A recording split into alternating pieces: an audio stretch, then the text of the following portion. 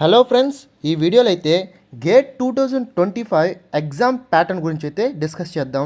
ఎగ్జామ్స్లో క్వశ్చన్స్ ఎలాగొస్తాయి, ఎటువంటి క్వశ్చన్స్ అడుగుతారు అంటే multiple choice questions, multiple options questions ఉంటాయి కదా, అలాగా న్యూమరికల్ పార్ట్ ఉంటుంది.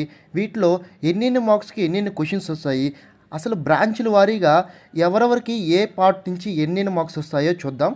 అదే కాకుండా ఎగ్జామ్ కంప్లీట్ ప్యాటర్న్ గురించి అయితే ఈ వీడియోలో డిస్కస్ చేద్దాం. ఫస్ట్ ఇక్కడ చూసినట్లయితే మనం క్వశ్చన్ ప్యాటర్న్ ఇక్కడ చూసినట్లయితే ఫస్ట్ మోడ్ ఆఫ్ ఎగ్జామినేషన్ మన అందరికీ తెలుసు. మోడ్ ఆఫ్ ఎగ్జామినేషన్ వచ్చేసి కంప్యూటర్ బేస్డ్ ఎగ్జామ్ ఉంటుంది అనమాట, మనం సెలెక్ట్ చేసుకున్న సెంటర్లో. నెక్స్ట్ డ్యూరేషన్ వచ్చేసి 3 hours డ్యూరేషన్ అనమాట. 3 hours అయితే మనకి ఎగ్జామ్ ఉంటుంది. నెంబర్ ఆఫ్ సబ్జెక్ట్స్ వచ్చేసి 30 సబ్జెక్ట్స్. ఈ 30 సబ్జెక్ట్స్లో జనరల్ యాప్టిట్యూడ్ ఉంటుంది, ప్లస్ మనం సెలెక్ట్ చేసుకున్న ఇంజనీరింగ్ బ్రాంచ్ ఉంటుంది కదా, ఈసీ కానీ, డబ్ల్ఈ కానీ, సిఎస్ కానీ, సిఈ కానీ, ఎంఈ కానీ, ఇలా సెలెక్ట్ చేసుకున్న బ్రాంచ్ నుంచి అయితే 30 సబ్జెక్టుల నుంచి అయితే క్వశ్చన్లు అయితే వస్తాయి. నెక్స్ట్ సెక్షన్స్, దీంట్లో వచ్చేసి మెయిన్గా 2 సెక్షన్స్ అయితే ఉంటాయి. ఫస్ట్ వన్ వచ్చేసి జనరల్ యాప్టిట్యూడ్ సెషన్, దీని నుంచి అయితే 15 మార్క్స్కి అయితే వస్తాయి. నెక్స్ట్ వచ్చేసి క్యాండిడేట్ సెలెక్టెడ్ సబ్జెక్ట్, అంటే మీరు మీ ఇంజనీరింగ్ బ్రాంచెస్లో ఏ బ్రాంచ్ని అయితే సెలెక్ట్ చేసుకున్నారో ఆ బ్రాంచ్ నుంచి అయితే రిమైనింగ్ సెక్షన్లో అయితే క్వశ్చన్స్ అయితే వస్తాయన్నమాట. నెక్స్ట్ టైప్ ఆఫ్ క్వశ్చన్స్ ఉన్నాయి చూడండి, ఇక్కడ చూడండి 3 types ఆఫ్ క్వశ్చన్స్ ఉంటాయి. ఫస్ట్ వన్ వచ్చేసి మల్టిపుల్ చాయిస్ క్వశ్చన్స్. ఈ మల్టిపుల్ చాయిస్ క్వశ్చన్లు అయితే ఒక క్వశ్చన్కి 4 ఆప్షన్స్ అయితే ఇవ్వడం జరుగుతుంది.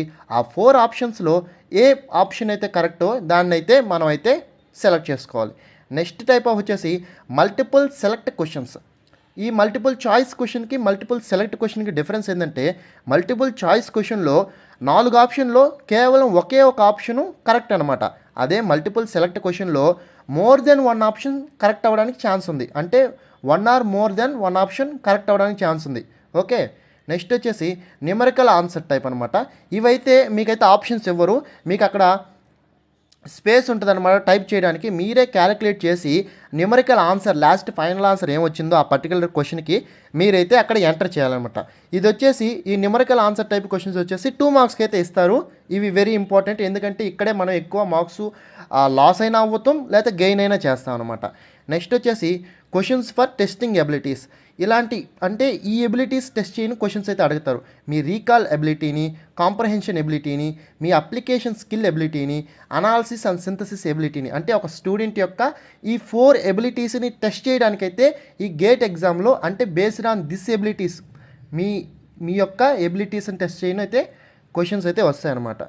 నెక్స్ట్ ఇక్కడ చూసినట్లయితే distribution of marks in all papers except AR, CY, DA, EY, CG, MA, PH, ST, XH, XL, అంటే ఇవన్నీ ఇంజనీరింగ్ బ్రాంచెస్ అనమాట. ఈ పర్టికులర్ బ్రాంచెస్ మినహాయించి మిగతా బ్రాంచ్లన్నిటికైతే ఎగ్జామ్ ప్యాటర్న్ ఇలాగ ఉంటుంది అనమాట. 15 మార్క్స్ అయితే జనరల్ యాప్టిట్యూడ్ ఉంటుంది. నెక్స్ట్ 13 మార్క్స్కి అయితే ఇంజనీరింగ్ మ్యాథమెటిక్స్ ఉంటుంది. నెక్స్ట్ రిమైనింగ్ సబ్జెక్ట్ క్వశ్చన్స్ వచ్చేసి 72 మార్క్స్కి ఉంటాయి, అంటే టోటల్ 100 మార్క్స్కి అనమాట. వీటిలోనే మళ్ళీ ఎక్సీ ఉంది చూడండి, ఈ ఎక్సీ బ్రాంచ్ వరకు మాత్రం 15 మార్క్స్ అయితే ఉంటాయి అనమాట ఇంజనీరింగ్ మ్యాథమెటిక్స్లో. మిగతా అన్నిటికైతే 13 మార్క్స్ అయితే ఉంటాయి అనమాట.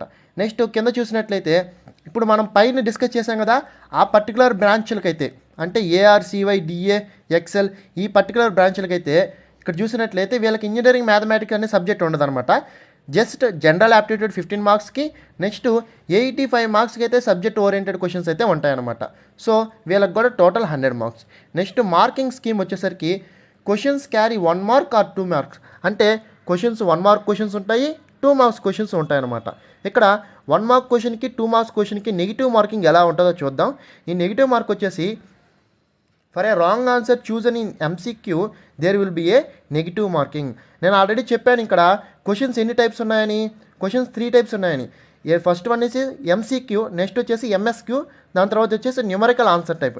ఇక్కడ మీరు ఒకటి గుర్తుపెట్టుకోవాలి, ఓన్లీ ఎంసీక్యూ, ఎంఎస్క్యూస్లోనే నెగిటివ్ మార్కింగ్ అయితే ఉంటుంది. న్యూమరికల్ టైప్ ఆన్సర్లో అయితే నెగిటివ్ మార్కింగ్ ఉండదు, ఎందుకంటే దాంట్లో అసలు వాళ్ళ ఆప్షన్సే ఇవ్వరు కాబట్టి నెగిటివ్ మార్క్స్ అనేది పెట్టలేదన్నమాట. ఇక్కడ చూసినట్లయితే for 1 mark MCQ 1/3 mark will be deducted for a wrong answer, అంటే ఒక 1 మార్క్ ఎంసీక్యూకి మీరు రాంగ్ ఆన్సర్ పెట్టినట్టయితే 1/3 మార్క్ అయితే పోద్ది, అంటే మీరు 3 క్వశ్చన్స్ కానీ రాంగ్ ఆన్సర్ పెట్టినట్టయితే 1 క్వశ్చన్ పోద్ది అనమాట. అలాగే 2 మార్క్స్ వాటికి కానీ 2 మార్క్స్ క్వశ్చన్స్కి కానీ మీరు రాంగ్ ఆన్సర్ పెట్టినట్టయితే 2/3 మార్క్ అయితే మనకైతే పోద్ది అనమాట. ఇదైతే నెగిటివ్ మార్క్ గురించి. ఇంకా కిందకు వచ్చినట్లయితే ప్రతి బ్రాంచ్లో అంటే బ్రాంచ్లు బేస్ చేసుకొని ప్రతి బ్రాంచ్కి జనరల్ యాప్టిట్యూడ్లో ఎన్ని ఉంటాయి, సబ్జెక్ట్ మార్క్స్లో ఎన్ని ఉంటాయి, టోటల్ టైం ఎంత అనేది అయితే ఇక్కడైతే లిస్ట్ అవుట్ చేశారు. నేనైతే ఈ లింక్ని అయితే డిస్క్రిప్షన్లో ప్రొవైడ్ చేస్తాను. మీరు డైరెక్ట్గా వెళ్ళైతే మీ పర్టికులర్ బ్రాంచ్కి ఏ సబ్జెక్ట్ నుంచి అంటే మీకు ఏ కేటగిరీ నుంచి ఎన్నెన్ని మార్క్స్ ఉంటాయో మీరైతే క్లియర్గా చూసుకోవచ్చు. ఇంకేమైనా డౌట్స్ ఉన్నట్లయితే కామెంట్ బాక్స్లో మెన్షన్ చేయండి, నేనైతే ఖచ్చితంగా రిప్లై ఇస్తాను. మీరు కనుక మన ఛానల్ని ఫస్ట్ టైం చూస్తున్నట్లయితే ఖచ్చితంగా సబ్స్క్రైబ్ చేసుకోండి. ఇంకా డిస్క్రిప్షన్లో నా టెలిగ్రామ్ ఛానల్ ఇస్తాను, నా ఇన్స్టాగ్రామ్ ఇస్తాను. మీకు గేట్ 2025 మీద ఇంకేమైనా డౌట్స్ ఉన్నట్లయితే డైరెక్ట్గా నన్నైతే కాంటాక్ట్ అవ్వచ్చు. Thank you for watching this video.